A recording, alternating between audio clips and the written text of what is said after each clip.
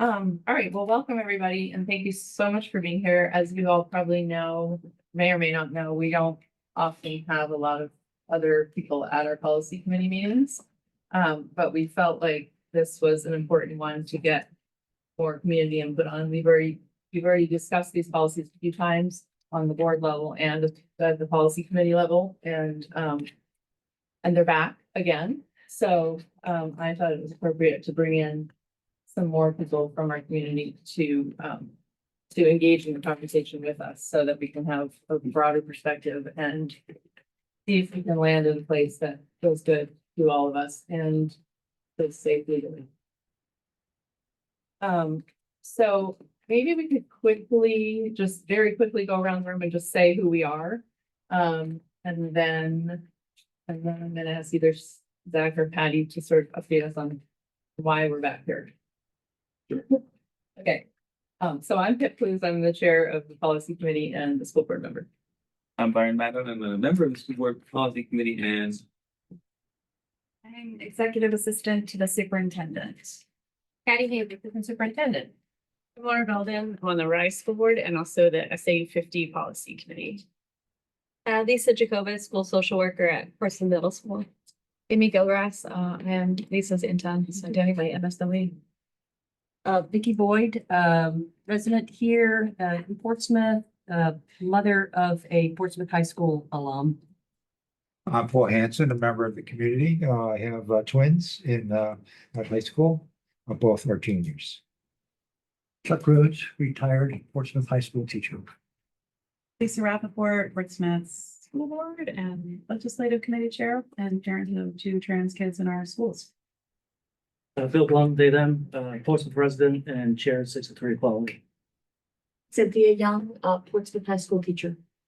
David Kovic. I'm the parent of a 5th grader at in Newcastle at MHT, who's going to be at Portsmouth Middle School next year, who's non-binary. My wife is also a teacher in the Portsmouth School District.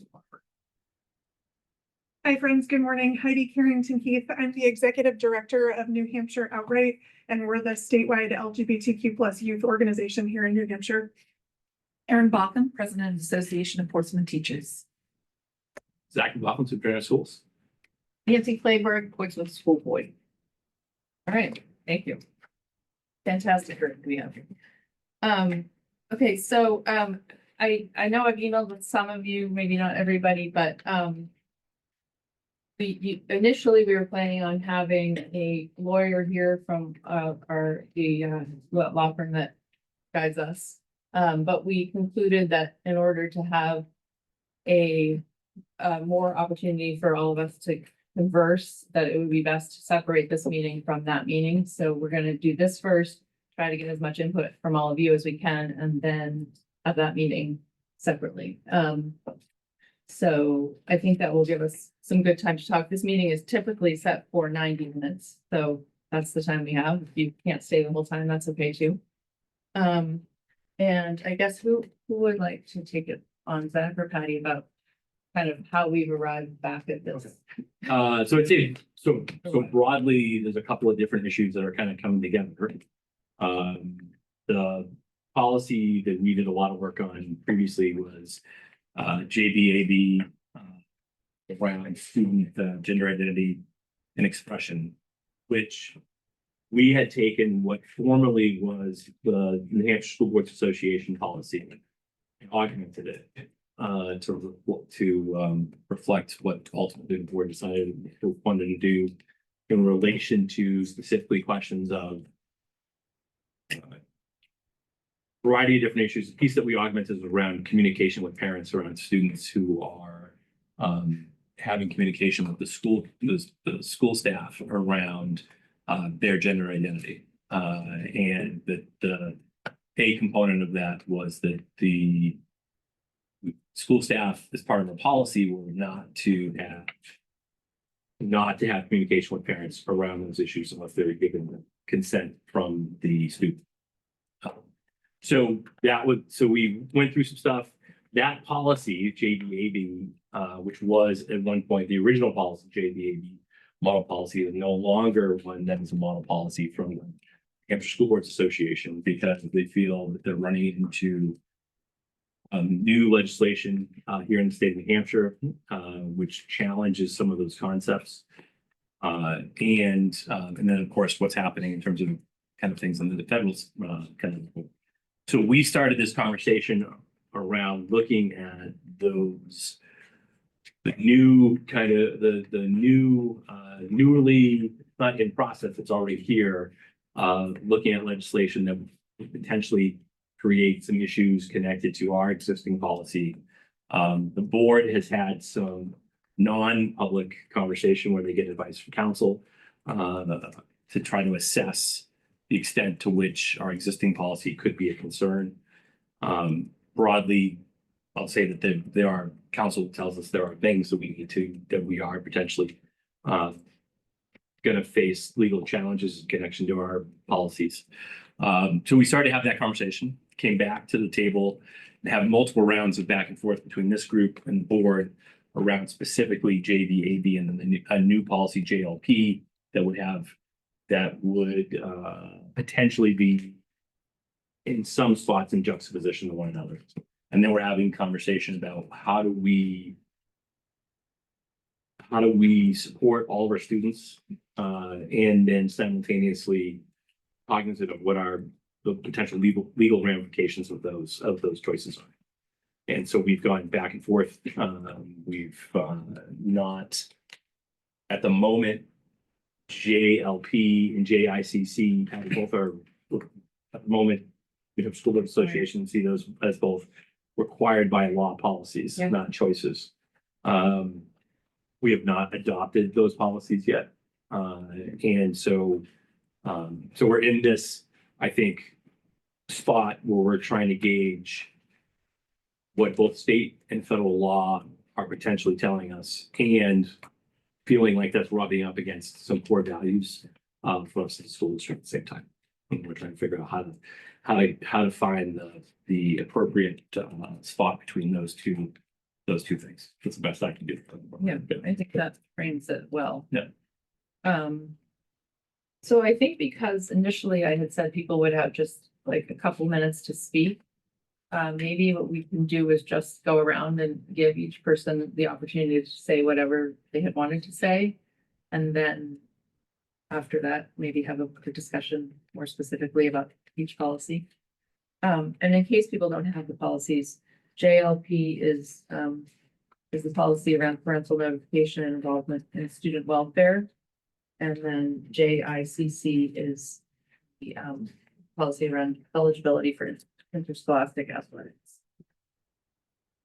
Okay, so let's do that. If people just have a sort of testimony they want to give or initial thoughts, and then we'll go from there. I don't mind just jumping right in. Vicky Boyd, as a reminder, I live over here, Pinehurst Road with my wife. We are, I should say, non-conventional family, lesbian couple who adopted 2 children who are now, our son is 26, gainfully employed in Philadelphia and out of the house. And our daughter is a graduate of Portsmouth High School. We actually moved to Portsmouth so she could go to high school here. We were looking for a school district where there was more diversity. There was a greater feeling of inclusivity. And Portsmouth was that place. Also happened to have a really great visual arts program, and my daughter's quite an artist, so things aligned and we moved here. Neither of our children are LGBTQ, the alphabet people, as they say. However, as you might imagine, they are very strong allies and even advocates for friends and peers who find themselves LGBTQ+. And when my daughter was in high school here, she joined the Gay Straight Alliance because she said, she came home and she said, even in a place like Portsmouth, it's hard for kids to just show up as they are. And these kids are so timid, and it's sad. And I'm doing everything I can to try to help make high school a safer place for them. That was, 8 to 4 years ago. And I would say the climate has only gotten more toxic for all of us. Frankly, our children worry about my wife and me, and I think it's very sad that they feel like they have to worry about us. And they worry about their peers and friends who have gender identity concerns or who are LGBTQ. So I'm here, talked to my daughter this weekend and she said, well, you're gonna go, right? So I'm here representing my daughter as a Portsmouth High School alum. I'm here to learn, to see what I can do to help you. My observation and our family's observation is that this is a school district that acts with moral courage. And I want to do what I can to help you stay that course. This is a really important time to stay the course. Whatever this committee does, whatever the school board does, it's going to have an impact on the children in this school district. And you're going to communicate either we are with you, we love all children, we are creating a space for all children to succeed and excel and to feel safe, and we're going to protect and defend that. Or we're going to tell them, we're not sure. We're a little scared right now. And so we're going to step back. So I feel like that's the choice. And I feel like there are 3 questions that we have taught our children to ask themselves when they're in a situation where they have a little moral friction going on. Step back and take the time to ask yourself, what kind of person am I? I would say, what kind of people are we? What kind of committee? What kind of community are we? What kind of situation is this? What kind of situation do we find ourselves in? And what do people like us do in a situation like this? What are we called to do?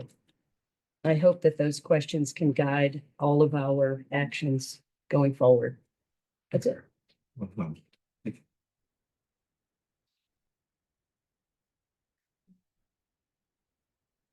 I'll jump in next if I can. So again, I'm Cynthia Young, from Portsmouth High School. I am the advisor to the GSA. So I met with a number of Portsmouth students who were interested in these,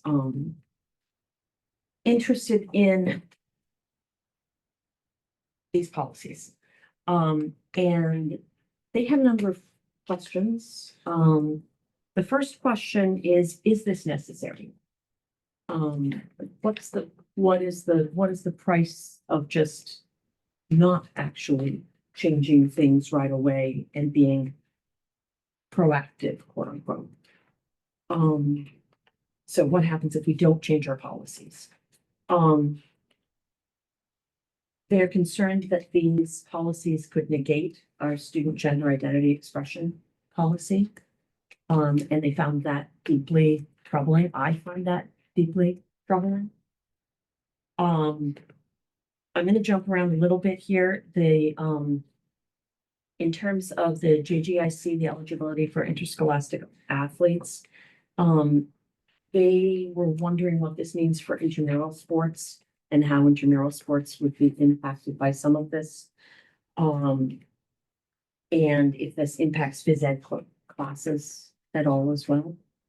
And their next question was, and I say this a bit tongue in cheek, could we just play private main schools? Was the next question. And also, who would be doing these investigations? If you look at JLP,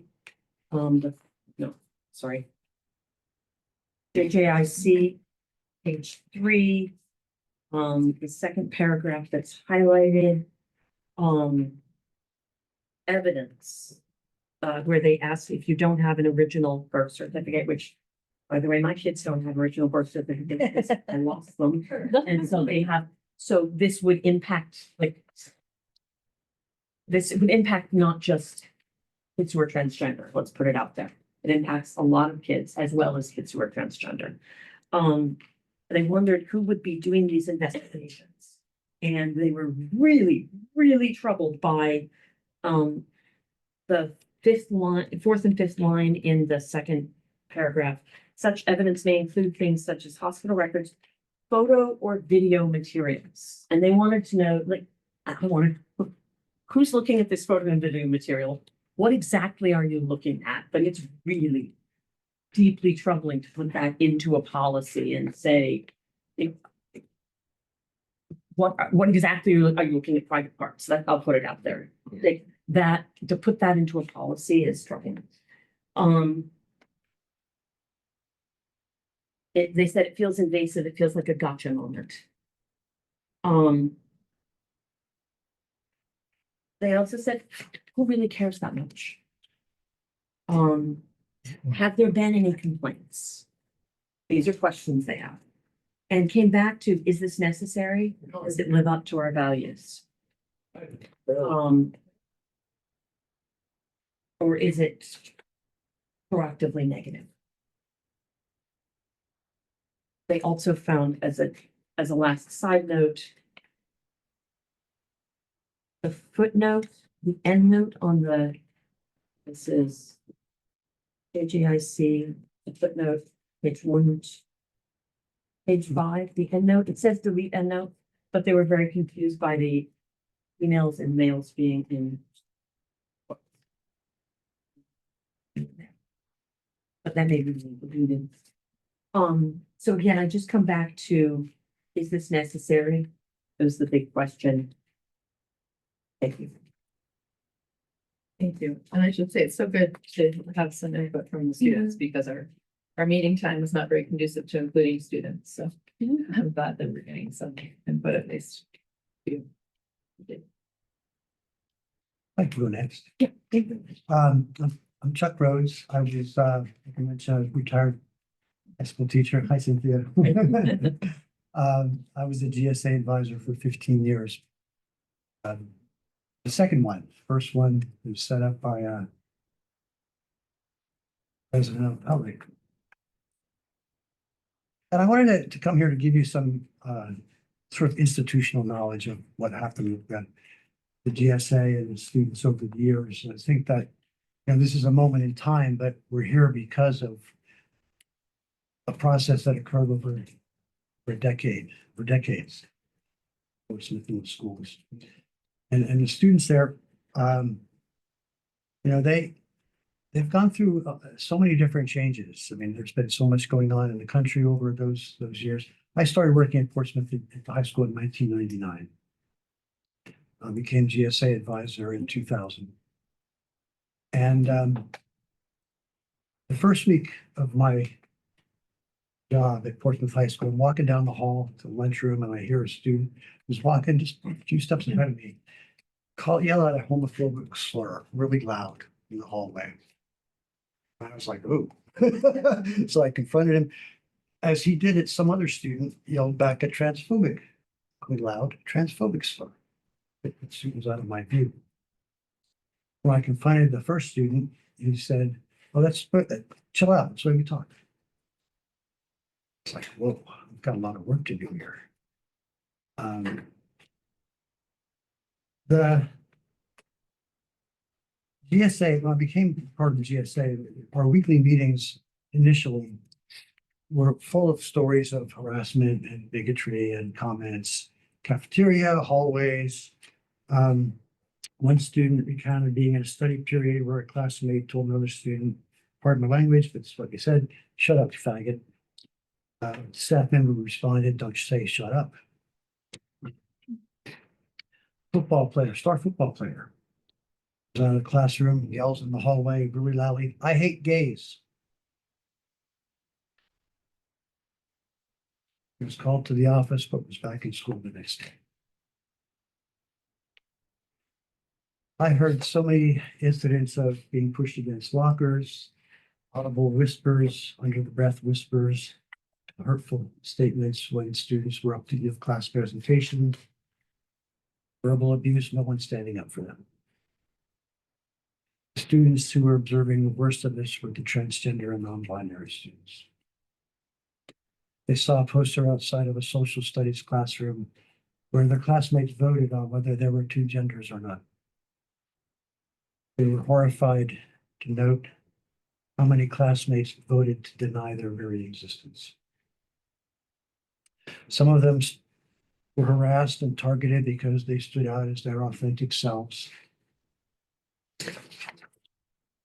Daily incidents. At least two that I know of had absentee records that led them to drop out. Another dealt with it through substance abuse. Another student used anger and sarcasm, which got them into some trouble. Some just hid. I could tell you many stories in the individual histories that these students had at the school, but suffice it to say you get the picture. And all this occurred during a time when the school district had blanket respect everybody policy. Respect all. Respect everybody. It was evident that that didn't apply to everyone. That's what being marginalized means. So, it's difficult to be a witness to their experiences. I would talk to administrators, I would talk to my colleagues. But the anxiety and depression that the students had were of great concern.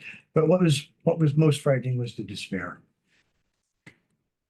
We can't talk about these issues without talking about suicide and suicidal ideation.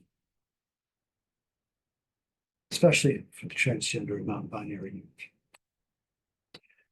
But another side started to emerge.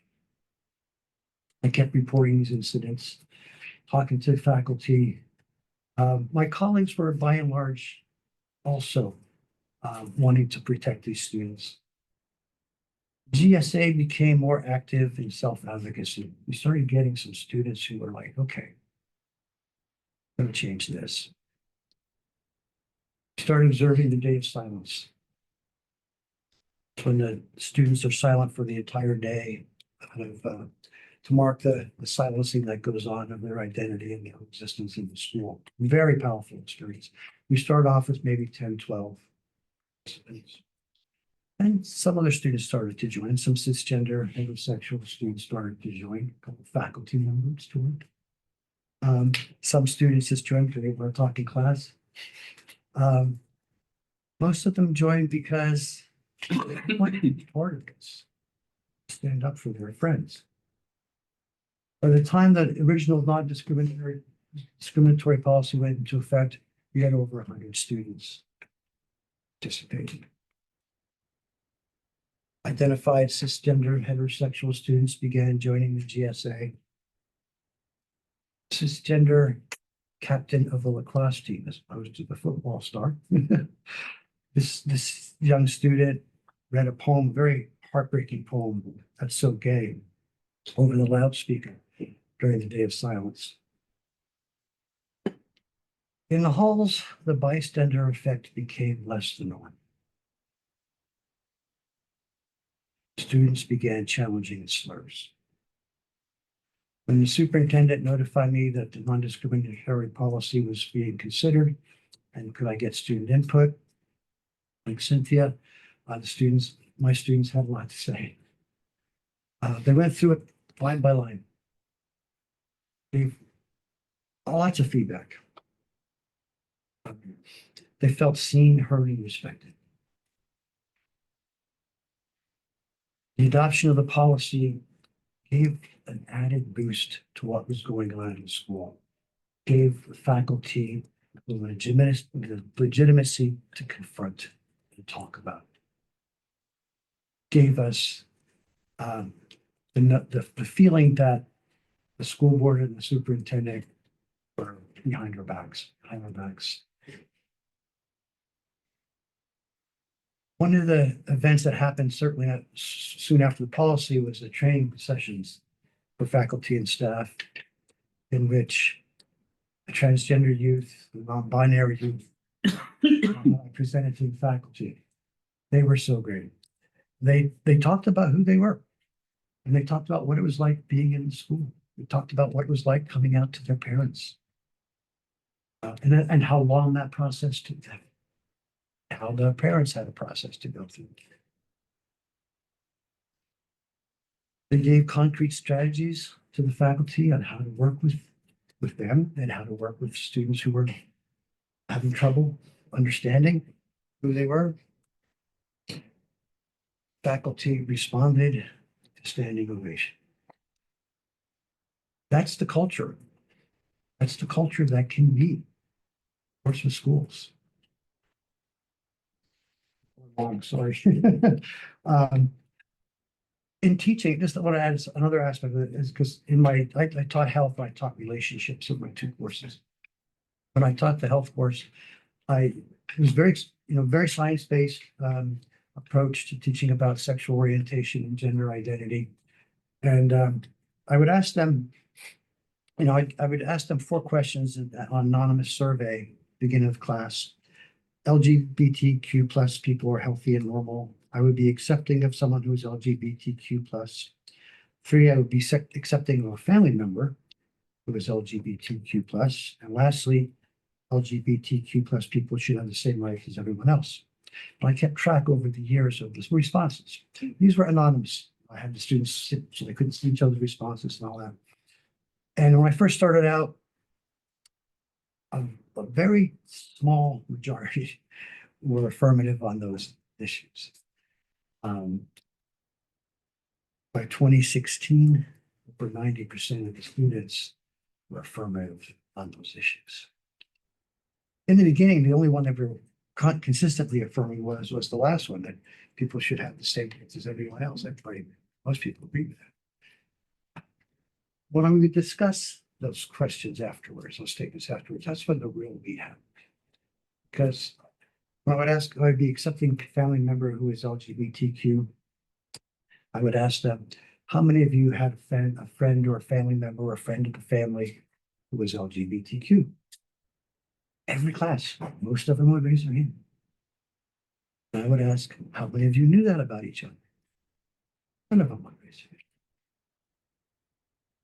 So education and a policy, those two things are just so important in not only making these students safe, but giving other students, the cisgender heterosexual students, access to the wonderful lives that LGBTQ students can present to them. Diversity that is the strength of the public schools. That's why I love teaching. I was in parochial school for 12 years. Schools where it's at. That's where we are. The students realize that, when they're talking about family and friends, they're talking about, and their classmates are talking about people they care about. And the policies can reflect that. Just to end here.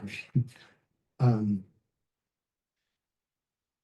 I was a consultant for the school district, and I've done a lot of consulting work years, and I was developing the health education curriculum. The superintendent at the time who hired me said, just one thing, Chuck, keep me off the hot seat. And that's, a realistic response from anyone in that position or in your position as school board members. But I think there's sometimes, the hot seats where it's a place to be. There's some things that are really worth fighting for. And this is one of them. I would encourage you that whatever you do, that you continue to involve the students' discussions. Make the time in the evenings where they can be here and you can hear from them. And ones from the past. I have some contact still with some of the youth who are in my groups. I'm sure they'd be interested in coming and talking to you. And I would strongly urge you not just to include them, but that when you decide on your policy, make it subject to their approval.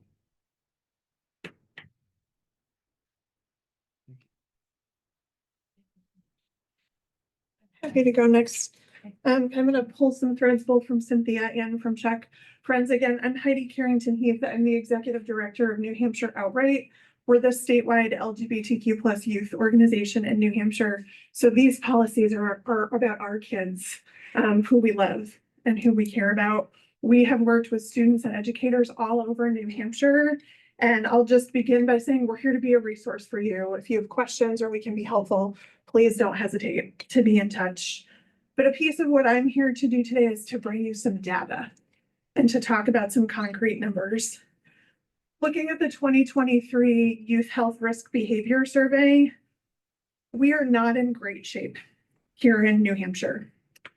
Over 41% of transgender kids reported not going to school in the last 30 days because they felt unsafe. And that was 2 years ago. If we pulled those numbers today, I suspect they would be significantly higher. 52.6% of trans kids report being bullied in the last 12 months. And I want to start with those statistics, even though they're a little bit sobering, because I think they orient us to how critical a moment we're in right now as we have this conversation and we look for a place of moral courage. Students are looking for safe policies. LGBTQ plus students are disproportionately impacted by suicide and other difficult outcomes, not because of their identities, but because of an increased exposure to risk factors and a decreased exposure to protective factors. And policies are a protective factor for them. And so I just really want us to hold that when we talk about mental health outcomes, when we talk about suicide numbers, understanding that our queer and trans students are not at more risk because they are queer and trans, they're at more risk because of these exposures to higher risk factors and because of a lack of protective factors for them. I'm not a lawyer, and you will have some time to talk with your attorney about the legal pieces and the details, but there are a couple of things it's important to us to name here today. I want to say really concretely, the New Hampshire School Board's guidance is not that districts should repeal their policies, even though I know there's been some reporting in that vein. That was never their intention. Their intention was to leave it up to districts to decide how to work this through in your individual district. And students right now are looking to you for concrete signs of support. They're looking for the adults to come around them and to give them some protection in this moment. I also just want to name really concretely when we talk about the concept of parental notification. We all know this, but I think it's a good thing to kind of read into the record here. It is deeply developmentally appropriate for students in middle and high school to have autonomous conversations with adults who are not their parents in preparation for having those conversations with parents and caregivers. And the ways we can help enable that to happen, help them to develop appropriate autonomy and skills for self-advocacy. And so I just wanted to name that today as you think about threading this needle in the moment that we're in. Parents, educators, staff, administrators, all can be a team together to wrap around students and give them some really important supports here. Friends, when I walk into rooms of our students and our youth right now, and our parents and our caregivers, I feel their fear. I feel what they are holding in this moment. And so I'll just close by saying, as we have these conversations, I think sometimes it can be easy to lose track of that these are our real kids and our real students and our parents and our caregivers and our community. And so just hold in your mind the faces of those students that you love and those parents and caregivers that you love and what the impact of this moment is on all of them, because I carry it with me everywhere I go right now. Again, we're here to be a resource if you have questions or there are things we can be helpful to, and we'd love to do that. And I really appreciate your time today. Thank you. It's okay. Yeah, I just figure it's a nice follow-up because how you talked about the data. I am one of those parents. I have one of those kids.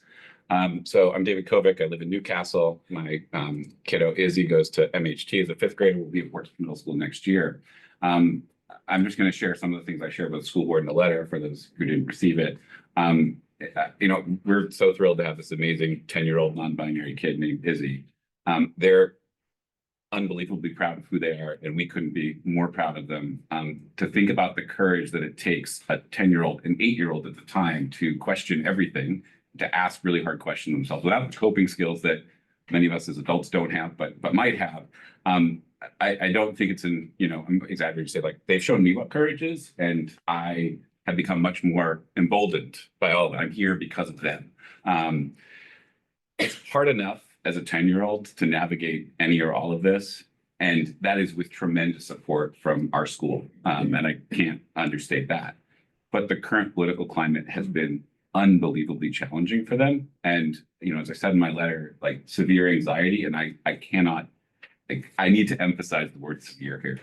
I just wanted to take you through a single day in Izzy's life a couple of weeks ago at school. They wake up every day with a stomach ache and say they don't want to go to school. And do I have to go to school today? And they do. They're not one of those kids that misses school because that's non-negotiable. My wife's a teacher, and we just feel strongly about it. But in that day, there were three things that happened in the same day.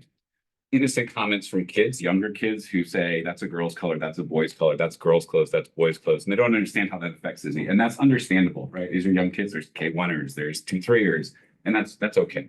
A substitute teacher who misgendered Izzy as a boy. When Izzy said, I'm not a boy, they said, oh, I'm sorry, I didn't realize you were a girl. And he said, I'm not a girl either. And the teacher proceeded to think that they were pranking the teacher. And Izzy's classmates had to come to their defense, and the teacher still didn't get it. And that's less understandable, but okay, my 10-year-old shouldn't have to, you know, justify themselves in that way. But then on the playground, a kid they've been with in school for 6 years, 4 classmates in this grade, there's 4 fifth graders.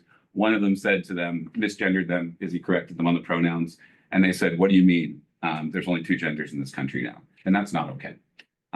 Those 3 events triggered, like, I think just an extreme level of anxiety to the point where they shared with us that night the scariest thing that a parent could hear about it feeling safer or better to simply not exist.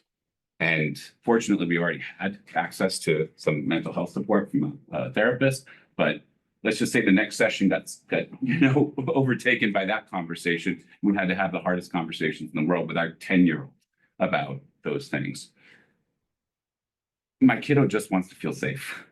And that's all we want for them. When Izzy feels safe, they are this amazing, like energetic, engaged, infectious leader that can bring safe. Their light goes out entirely. They withdraw, and like it's a completely different kid. And so yes, we want them to feel safe, but we also just want them to be able to be a 10-year-old.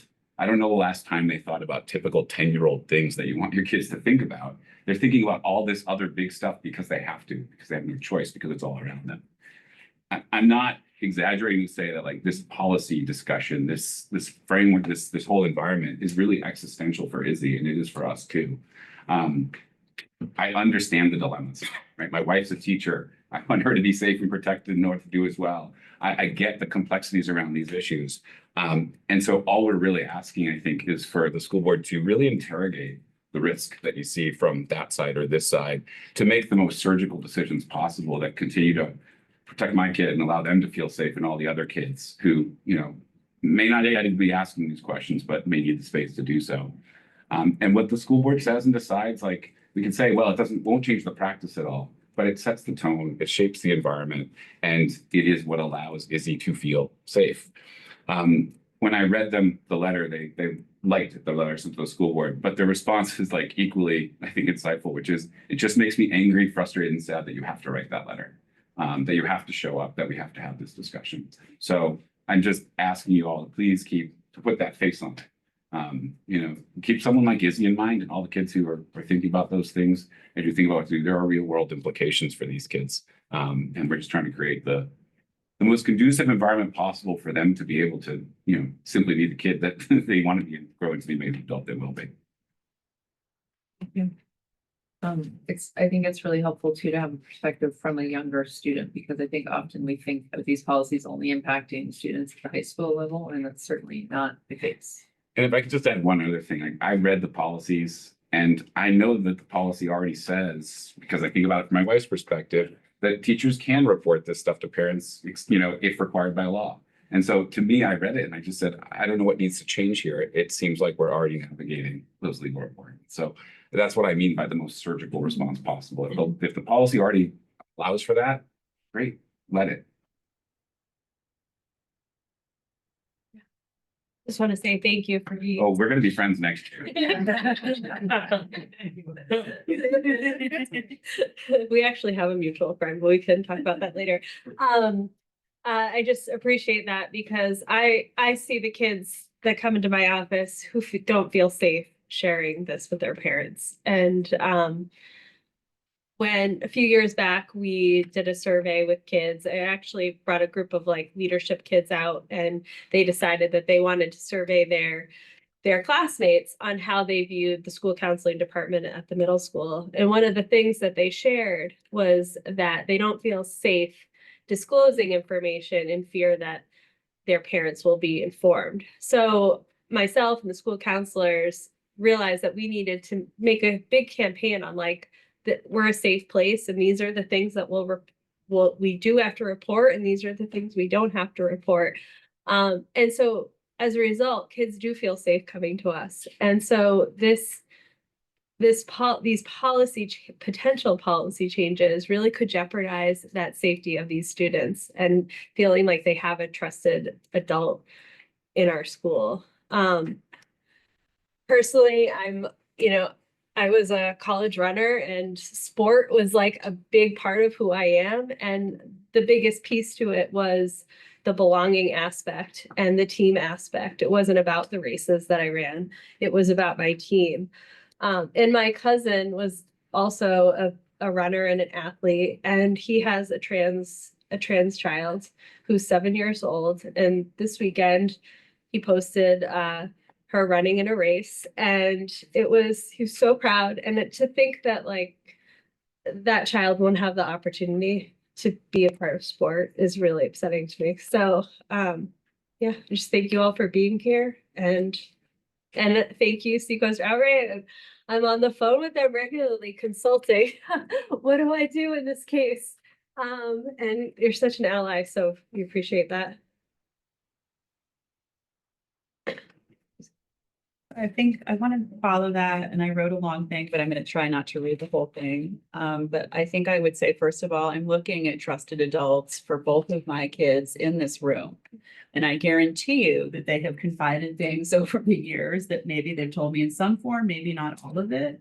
And I look at that as their opportunity to figure out who they are in a safe space. And I know for sure that they would have less success in school, worse mental health, and be less whole human beings if they didn't have that safe space. And I really understand that what we're wrestling with here on some level is that we have a really unclear legal landscape at the state level, at the federal level, in the courts. It's changing hourly, I think.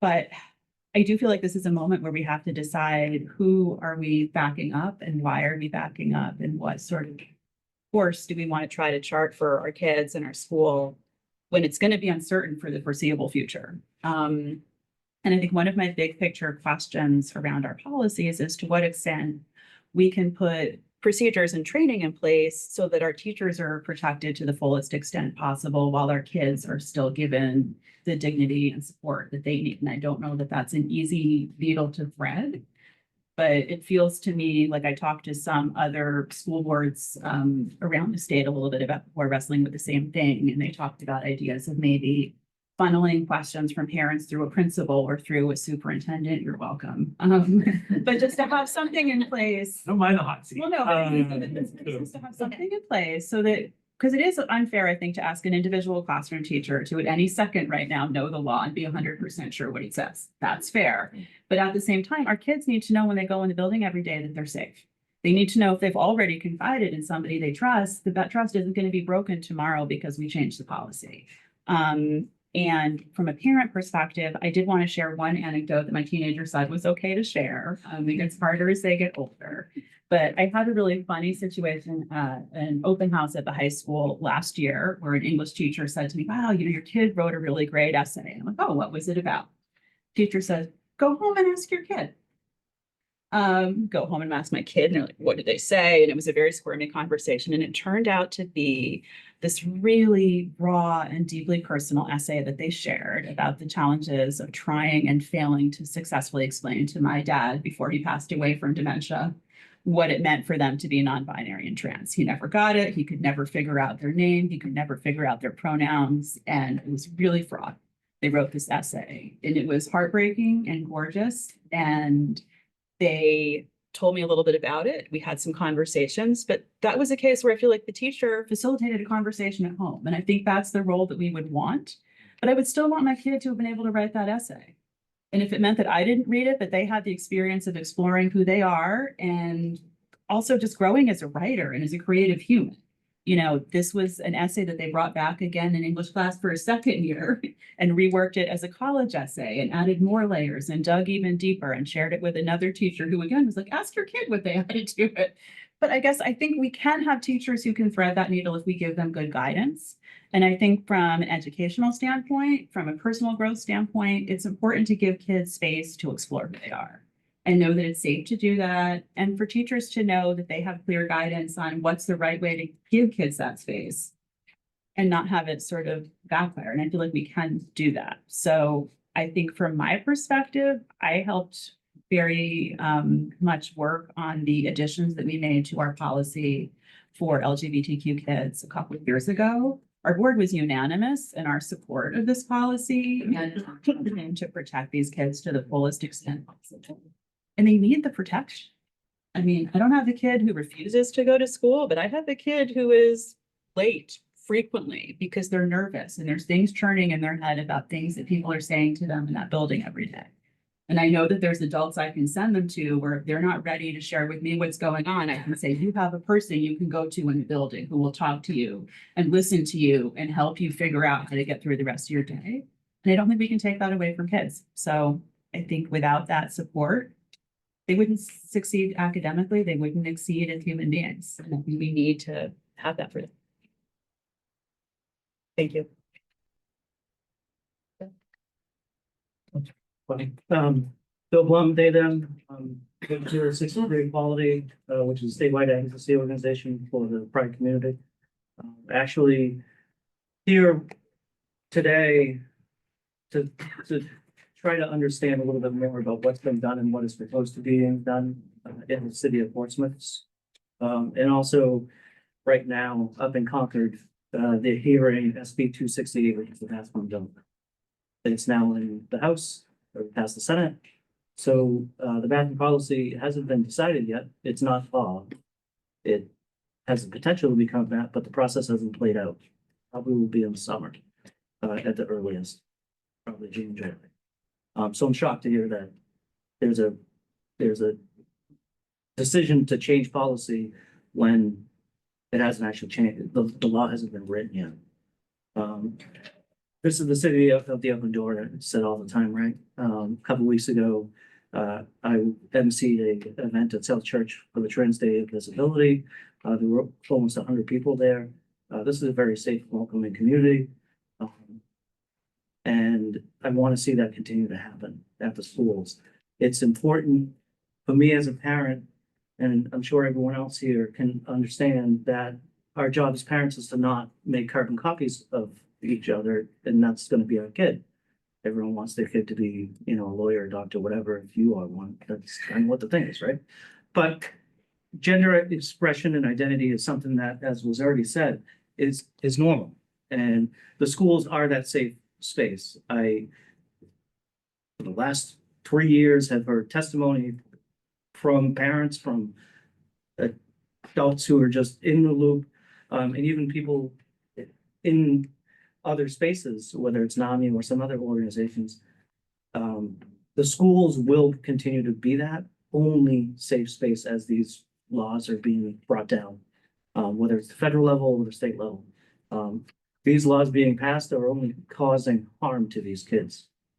Sports ban nationally, there were only 10 self-identified trans athletes in the country. To bring it back to a state level, there's only 2.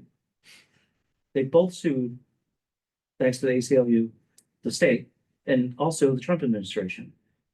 So we're talking about making changes to 2 kids in sports. I'm an advocate. I advocate for myself, being non-binary, and I can tell you, or you can look online about what that story looked like for me. So I won't bore you with those details. But what I will say is I advocate for the kids specifically, even though our organization works more with adults in Concord, we don't try to take space from an awesome another organization that is more youth related. So the reason I do it is because I feel that the kids are attacked because they can't vote. They can't go to school board meetings. They can't pass laws. They're not in the positions of power. And unfortunately, right now, it's the cis white 55-year-old male who is in a position of power. And as someone who has to hear and do the advocacy work for the responses or even the proactive work on pending legislation, and how do we respond to this? That's a lot of stress on my level. Never mind if I were a kid, what that would look like, just hearing, online, stuff. Oh, this week they're talking about, there was a news clip actually yesterday. Same-sex marriage is now questionable for the Republican Party in Concord. So if they hear stuff like that, it's only harming, it's not helping. So how do we sit there and how does the school support them? One, they do not change policy that is already written to protect these kids. The schools are a safe place for a non-binary or trans youth to come out without judgment. They do it in the schools, and the reason they do it there is because at home might not be supportive. And the other side can tell you that, well, there's already laws on the others at home that protect me from abusing my kid if that's what happens, but you can pull those numbers too. Abuse is happening and it is being reported. So why are we sitting there and putting kids in a potential riskful situation or harmful situation? I just will close with saying that, like, I did not fully understand why we signed on to the letter last Friday.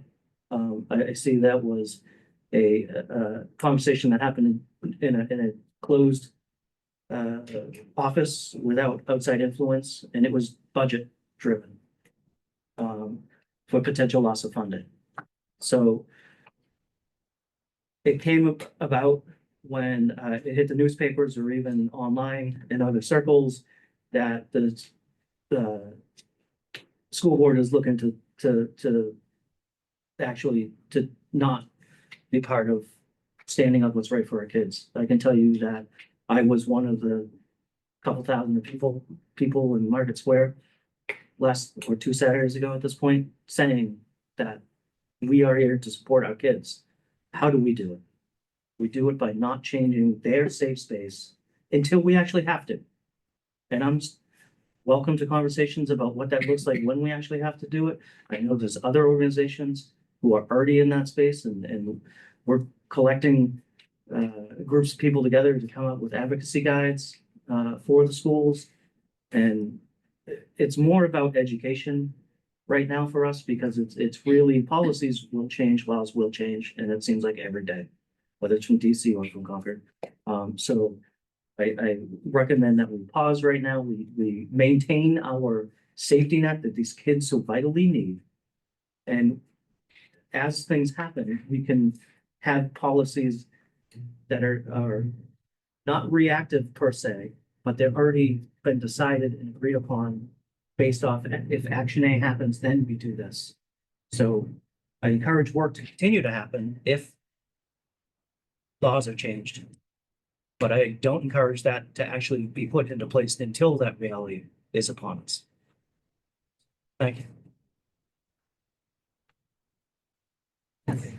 I thought I'd jump in for a minute. Erin Bach up again. This is a really challenging time, and a number of people have mentioned teachers. We sit in a very strange place right now because we have, first of all, in the state of New Hampshire, we have the code of ethics for our certification that we have to follow. So we're held to a higher standard than other public employees. Then we have a unique situation where we are hired by the school board, but our certification comes from the state and then is also tied to the federal government. So when laws change, whether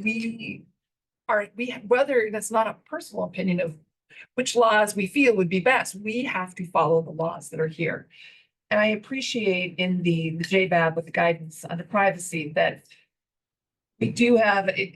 You should not disclose information unless legally required to do so.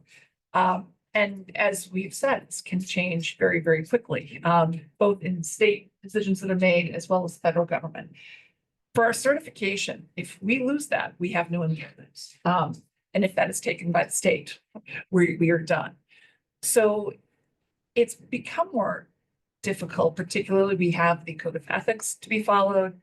We also are fiercely protective of our students and of wanting them to be as safe as possible. And we've had to navigate earlier this year, knowing that we have ICE policies in the district now of what happens, what that looks like.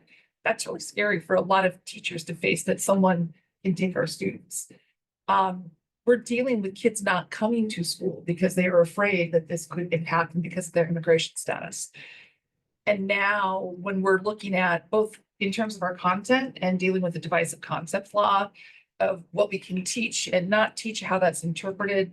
And there have been inquiries by outsiders to what we are doing, what we are teaching. In many ways, I don't think our curriculums could be any more public than they are right now, but that is also feeling like that is putting us out as targets for what we are teaching. And what really is frustrating to teachers is one person can make that claim that is going to put us in jeopardy of losing our certification.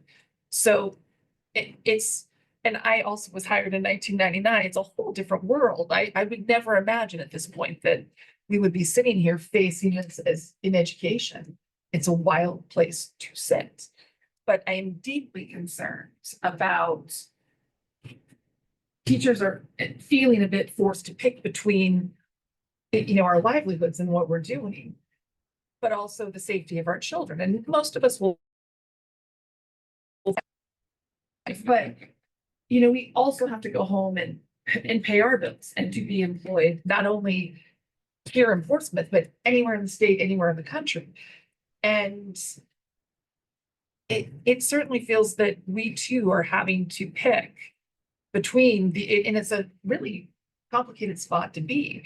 What is our curriculum the problem and what we teach? Like I currently, my colleague and I, we are world history teachers, we're in Africa right now, and we're talking about, enslaved people and what triangular trade and what that means. And it does feel a little different this year when you're like, wait, is somebody going to find this objectionable? And for many years, people can, in New Hampshire, you can opt your child out of any curriculum you want. So if it's offensive, you can take them out. But now the questioning by people of what are we teaching? How are we teaching? And when this is happening from people who aren't sitting in our classes, but then it becomes third-hand information of what was said at school, who did it go to, how was it interpreted? It's a really complicated place to be.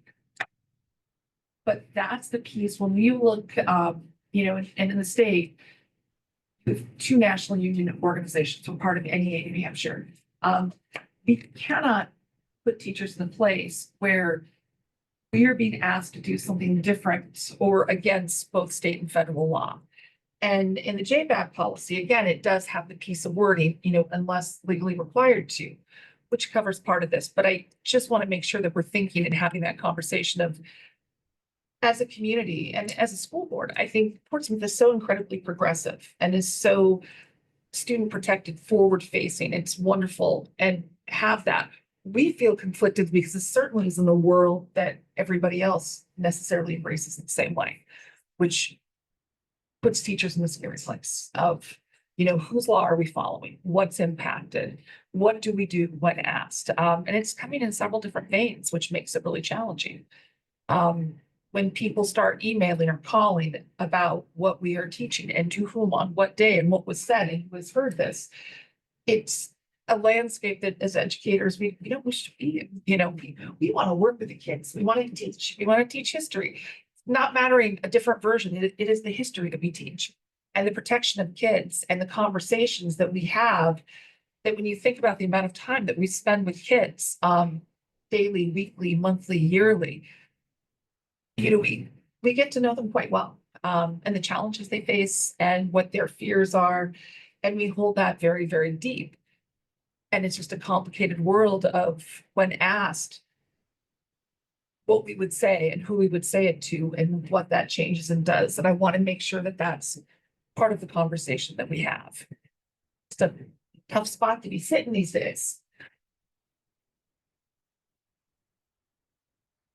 Perspective. And I'm curious how you handle those questions now about what you're teaching and burden. You know, Do you have guidance on that at the moment? or- so it's really funny. I reached out to Indiana, New Hampshire, our attorneys. I'm like, so I'm sitting here, what do you guys say? And they're like, if anybody's asking you questions, send it over to admin. That was their decision. And then reach out and let us know. You know, because this is the piece. I don't even know that you can give a right answer. Depends on who you're giving it to. And it shouldn't matter, you know, this is a point where truly our lesson plans, I'm completely digitized. I can give you my entire year, every question, what we're covering, all of our resources on a Google Sheet. But that also is now what's in some places being weaponized against us.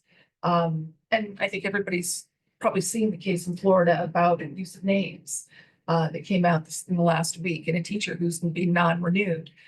And these are the things that weigh very, very heavily. And we are not Florida, and our board is a very different perspective. But knowing that we're in a world where this is happening, where teachers are losing their certification and their employment based off of how they are answering those questions when asked, it's a really tough environment.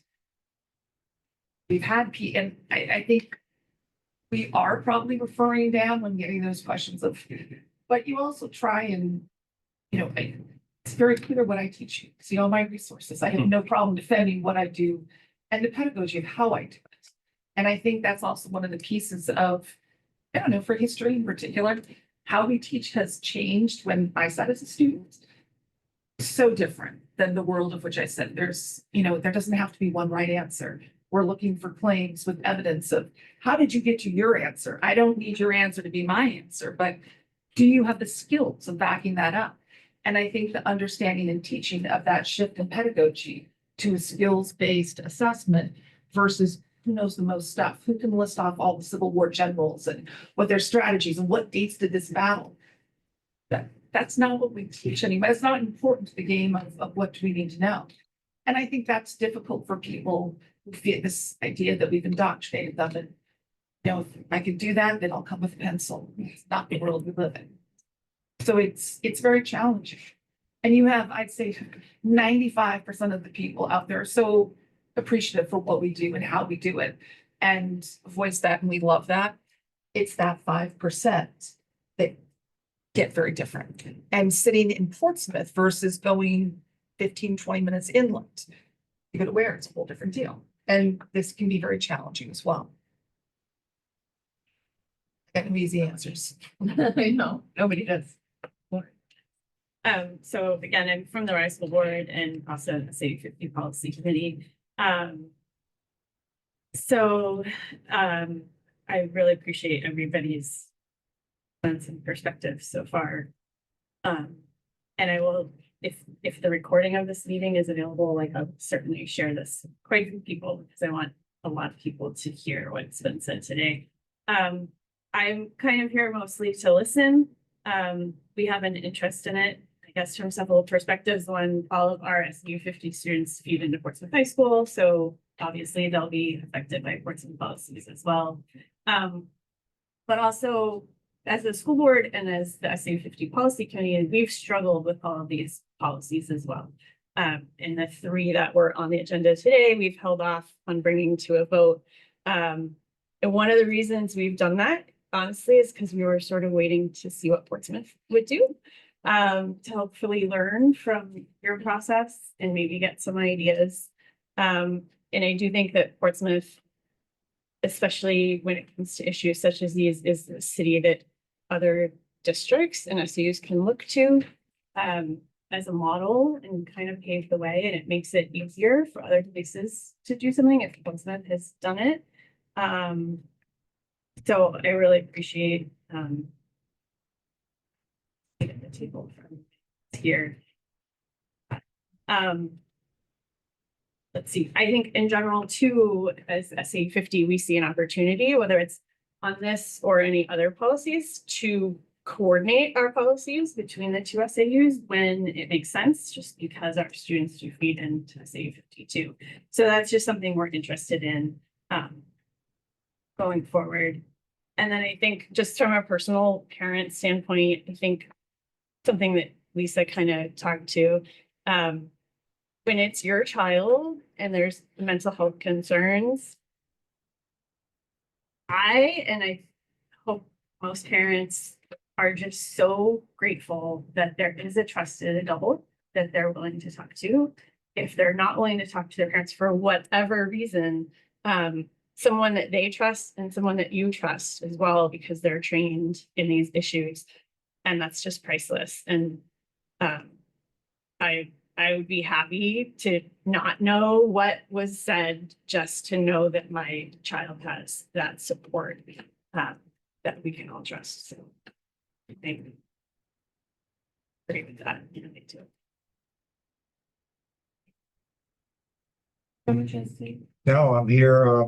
I've learned a whole lot. Right, so I have come prepared to talk about this, but I feel a lot of these comments have really I agree with totally that it's hard to stand up and do the right thing on behalf of our children. I have one child who's identified as non-binary, and she unfortunately doesn't talk to her mom and dad a whole lot about what's going on, and I hope she's talking to people at school about what's going on.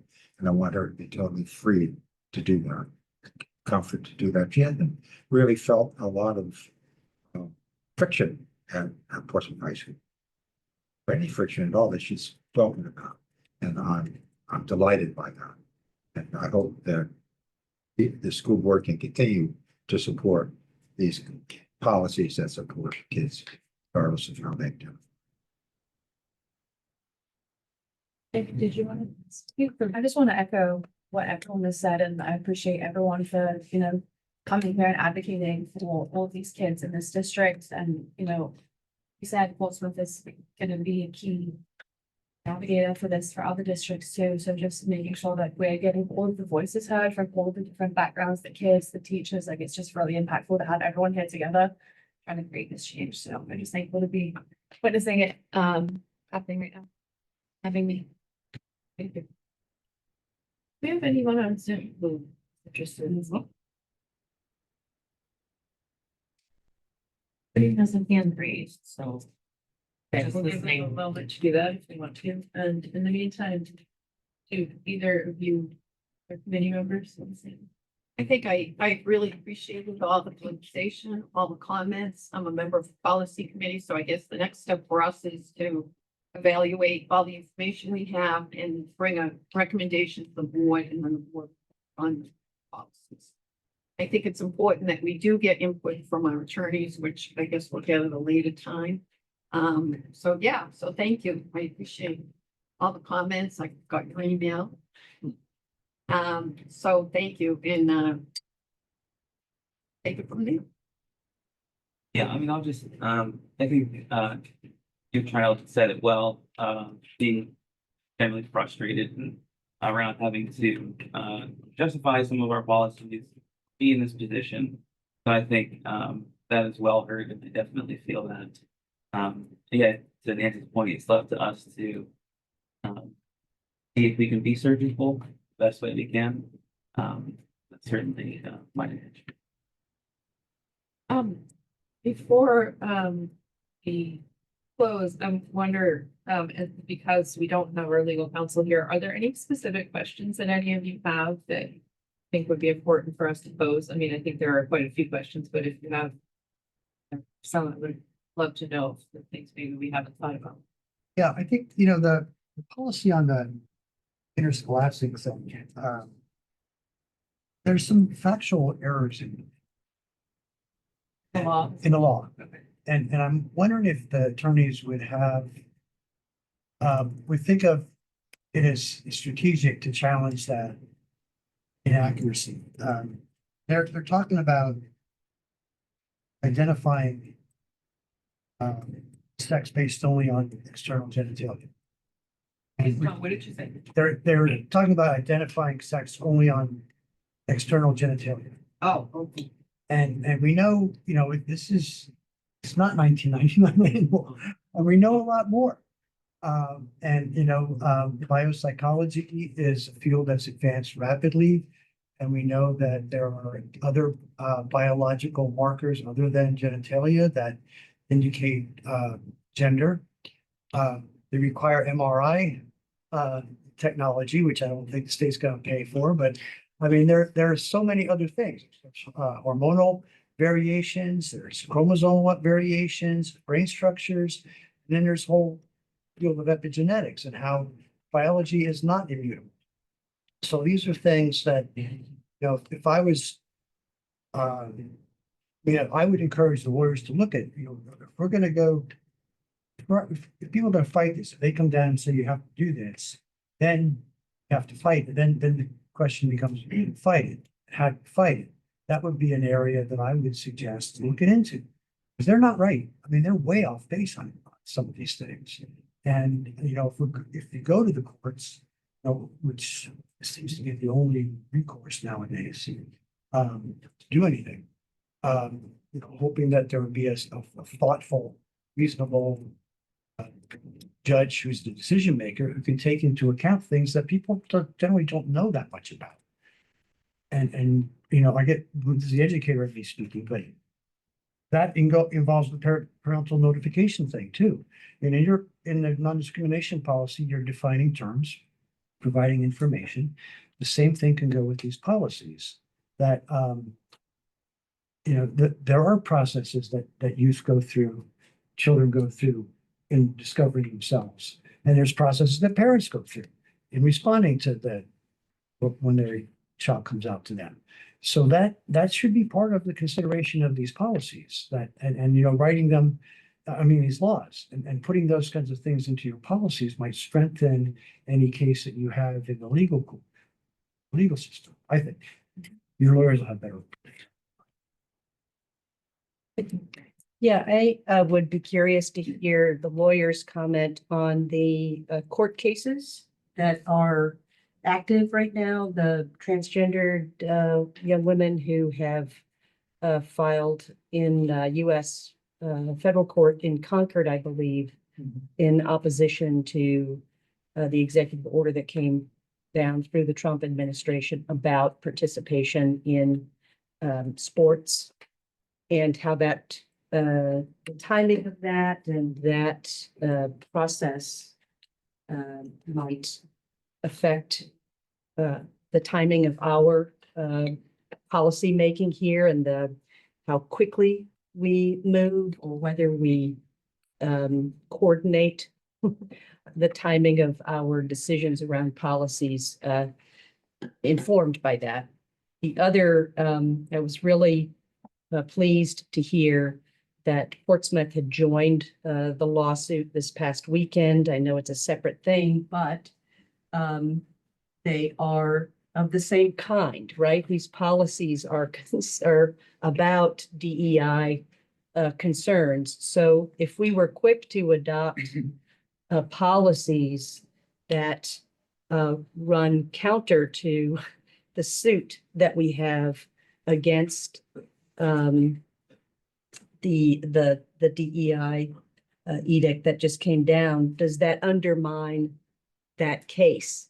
I'm not saying this very articulately, but you know what I'm saying? That Yep. I think there is an atmosphere of legal, there's a lot that's not sorted out yet. And it seems premature to make a recommendation about policies and to enact policies that might be determined illegal, unlawful.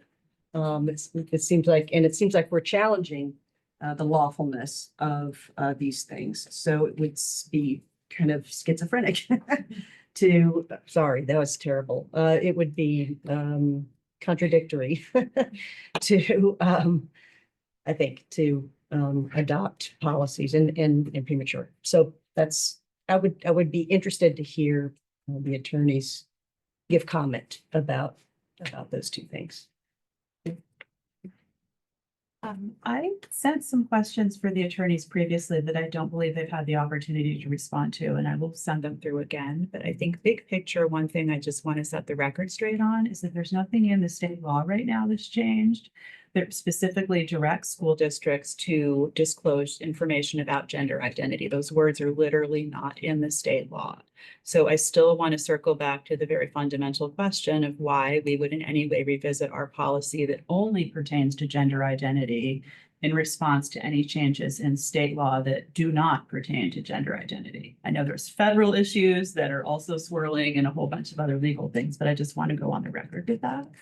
And I also think that this board 2 years ago was very specific when we revised JBAB to put clear language in there that we want to protect student privacy unless we are legally required to disclose that information. And I guess I would want to know from the attorneys, why can't we stand behind that language?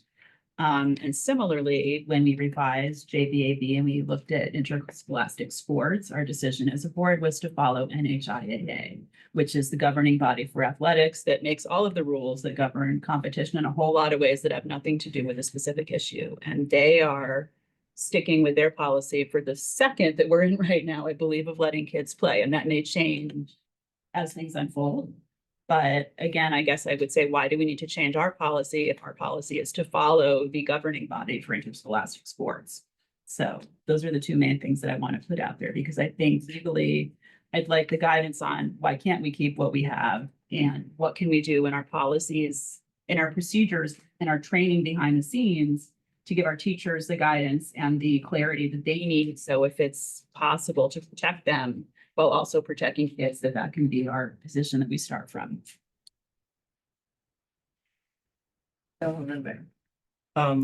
I come from a place that I know, I don't know everything in a lot of different areas of my life. One thing I always recommend is to, if you don't know anything about it, reach out to the experts that do. I can tell you that the ACLU of New Hampshire is the people who can answer these questions for you and provide guidance, because they are the ones who are directly involved in this fight. They can answer questions about what's currently written, about what is pending, and what is actually in the courts, and how to steer policy in a neutral way that is, from what I'm hearing from others here, supportive for kids and also not harmful to them. So I recommend reaching out to them, and if you need a contact, I can certainly forward that on. So do you remember you mentioned the law that we had to have a discussion about? Do you remember the actual statute they were pointing to? 'Cause I've been trying to find it. Yeah, I emailed it to the policy committee maybe like 2 months ago, so I can find it. Yeah, because I remember that as well. It doesn't call it out specifically. I was just trying to find it. Probably know it's the RSA that junks in like all of the different things that. It's like emotional. It's like, I'll find it. The other. It doesn't specifically talk about gender identity. Yeah, I'll But find it. it's just like For the person that- social, emotional, Yes. I have a Yeah. copy. sexuality, and then gender identity. I sexual- think the relevant part. Okay, and then Lisa, and just so everyone's on the same page, we have a letter from the NHIA Executive Director rescinding Article Section 21, which is. Oh, did they? When did, I'm sorry, I wasn't aware of that. When did they do that? Huh? Oh, did you get a packet? You came in? I just so that's like, I'm sorry, what are you referring to? it's a letter here. This was provided as part of the packet, I suppose. A letter from the NHIAA Executive Director about the rescinding of Article Section 21. Which Oh, okay, so where do they stand right now? I didn't see that. I think I think they've rescinded the protections under Article Section 21, as I understand the reading. So they have no policy on trans athletes? It says, where it says Article Section 20, it just says this policy is suspended. Okay. Yeah. All right, then I stand corrected on that piece. Got it. All right, I didn't see that. I'm sorry. No, I just making sure everyone. See, my information was true as of. like- Right, yeah, we're the Well, that is the challenge. But I would still stand by, I feel like if we want our kids to compete, we probably do need to follow the rules of the state athletic association. I don't love it if we're retreating, but I wouldn't want to make all of our teams ineligible, but situation, I'll find the RSA, hang on. Lisa. I'm not sure how many folks are really impacted, but I hold both the DOE certification as well as LICSW. So I have to adhere to the Board of Mental Health policy as well, which is the right to confidentiality. So for me, that's my most important licensure. No offense, DOE, but, so how do we hold both things at the same time? That's a great question. I've seen that conflict right now. The other, one other issue that I would have is with the lawyers would be, what about students' rights for privacy? That's. What is the case law on that? It's a great question, and particularly as they turn 18. Hey Byron, it's RSA 186, 11, and then 9E. yeah, 9-8. Page 208 of 583 pages. In there. Yeah. All right, are there any other questions or comments before we go? We have 5 minutes left. We're just gonna see clarifying on the NHIA stuff. So they're responding to, and I apologize, we have no paper because the information we got was through our athletic director, reflecting what had been communicated from Jeff Collins, former high school principal here in Portsmouth, who now is the director of the NHIA, and their position was that based on passage of RSA 193.41, which came in the final patches in the summer of August of 24, that then puts their old approach no longer is compliance with it, and so they're then they're moving to, and I think the final paragraph he sent to Scott was last week. President issued an executive order which further informs member schools' obligations with respect to gender-based eligibility determinations, including possible consequences of federal funding. In light of these developments, the NHIAA has consulted with legal counsel and has determined it would be prudent to further clarify the NHIAA's requirements. In particular, the suspension of bylaw Article 2, Section 21 reflects what has been the NHIAA's policy since the enactment of RSA 193.41 and seeks to clearly advise our member schools of their responsibility to do. So NHIAA is shifting their position. And I don't know when that communication went out to athletic directors, but something that caused it should. Did Todd share, Athletic directors, sorry. did he share any information on whether he's run into any issues with trans kids trying to participate or So had to enact? So I, either while either trying to protect the individual identities of students, and so we don't currently, at the moment, we don't have an interscholastic test case in the districts. But that could change anything. Right. So, And presumably our policies could impact whether kids try to play sports. and that could have, an effect on who decides they're even going to attend. Yep.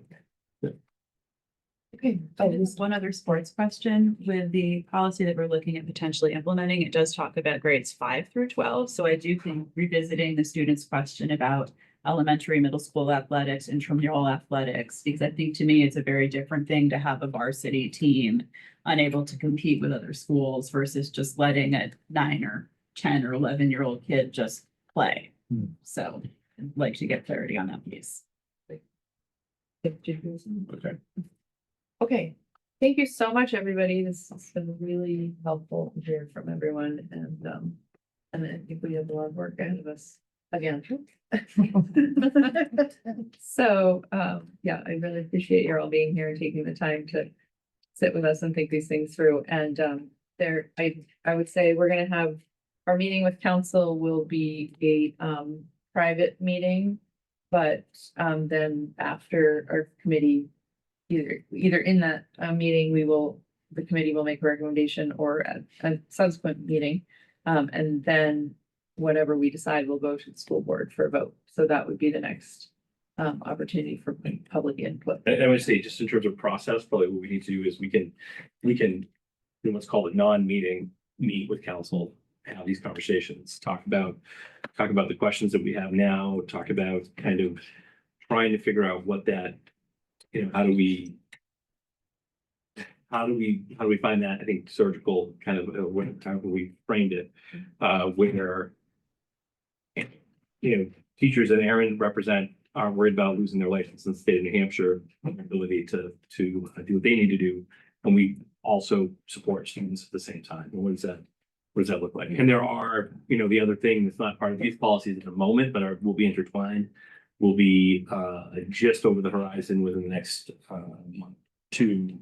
We will be up against another conversation that's related to the ACLU one that's going on now, which is we will be expected as applying for federal funds, which is about $2.6 million of our budget.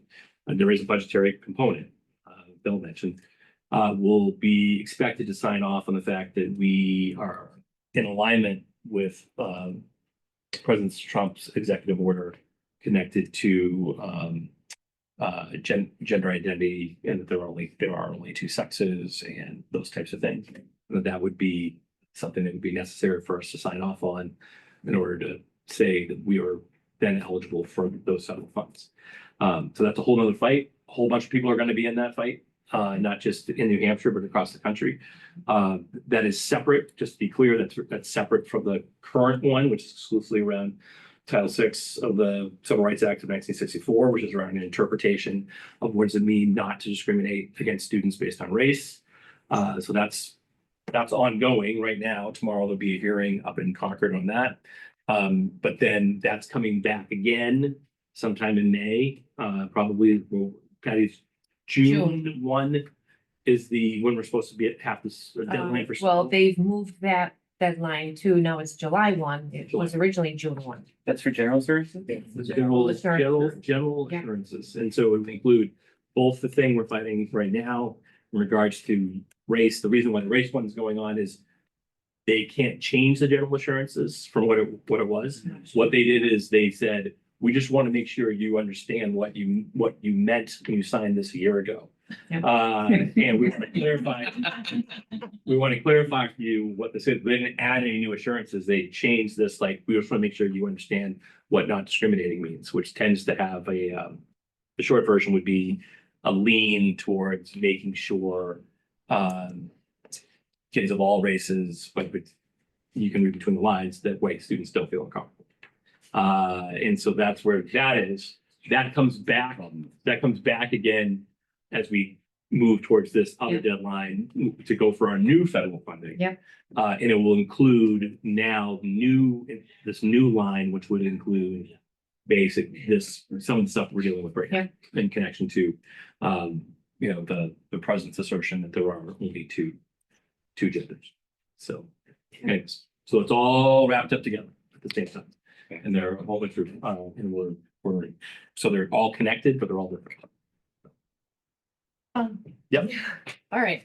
Thank you, everybody, very much. Thank you so much.